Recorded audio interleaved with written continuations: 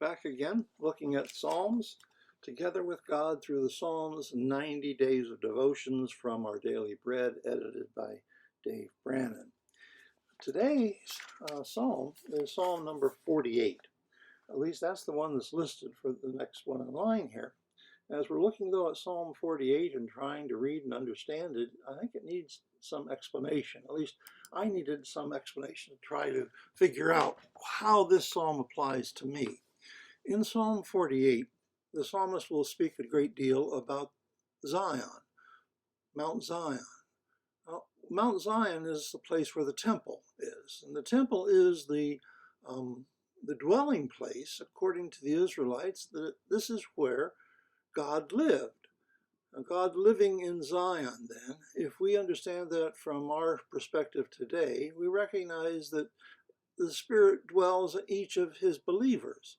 And so that makes you, that makes me, that makes his believers into the dwelling place of our Lord, a Zion. So if we read the psalm and try to think about talking about how God is dwelling within us and protecting us, and is talking about his believer as Mount Zion, that may help us understand how Psalm 48 relates to us today. In addition, in the psalm, he talks about the attacks and the troubles that come to the city on many different sides, and how God has protected that city. If we understand that in terms of today, then the attacks on the city would be attacks on us. Things like this pandemic, things like all of the problems, the financial and spiritual and emotional and physical problems that attack each one of us. And these are the enemies of the dwelling place of Zion. That is, these are the things that this psalm is talking about related to us today. So let me read Psalm 48, and as I read it, I hope you will try to understand it in light of what we just said, how you are the place where God dwells, you are that holy city, and these attacks and the troubles are all of the things that face each of us as we live our lives. Psalm 48 is a psalm for the sons of Korah. It's called Zion, the city of our God, and it goes like this.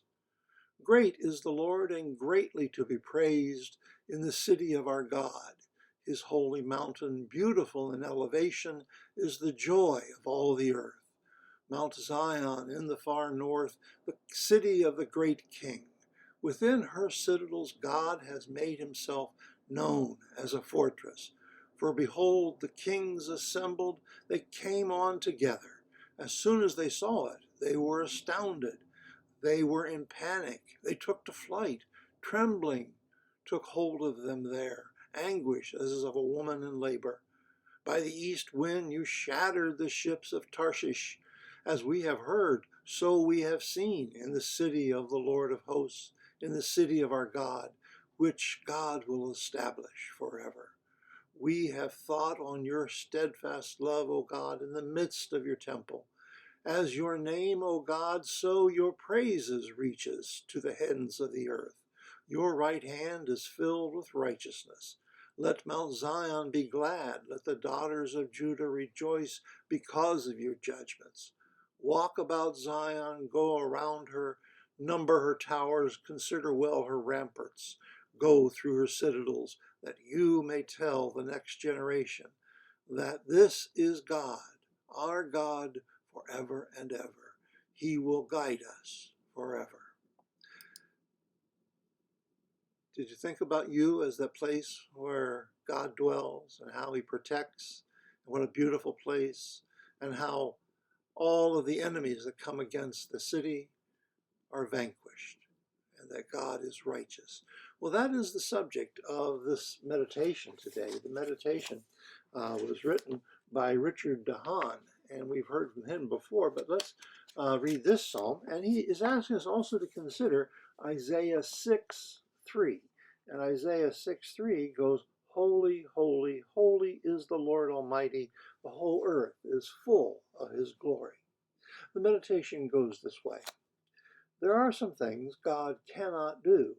For example, God cannot tell a lie. He can't do anything that conflicts with his holy character. What God is determines what God does. Since he is holy, all his attributes share in that perfection. Let me explain. On a practical level, what does this mean? Well, as God is holy, he is perfect in his righteousness, in justice, in truthfulness, and in faithfulness. His perfect righteousness assures us that we can trust his will because he'll always do what is right. Will not the judge of all the earth do what is right, it says in Genesis 18:25? His perfect justice means that God will be unquestionably fair. Christians will be rewarded for what they have done, 2 Corinthians 5:10, and the wicked will be punished according to their works, Revelation 20:13. His perfect truthfulness assures us that we can take him at his word. Numbers 23:19 says, God is not a man that he should lie. His perfect faithfulness tells us that he will never let us down. We read, his compassions never fail. They are new every morning. Great is your faithfulness, in Lamentations 3. We can have absolute confidence in our righteous, just, truthful, and faithful God because he is holy. Richard concludes his meditation with, the holiness of God convicts the sinner and comforts the saint. Well, I hope you have been comforted because you are a saint. And I am glad that you have been listening to this. And if you have any further understanding of Psalm 48 and would like to share that with me, you certainly can do that in the comments. I appreciate all of those comments as well. So thank you, and we'll see you again next time.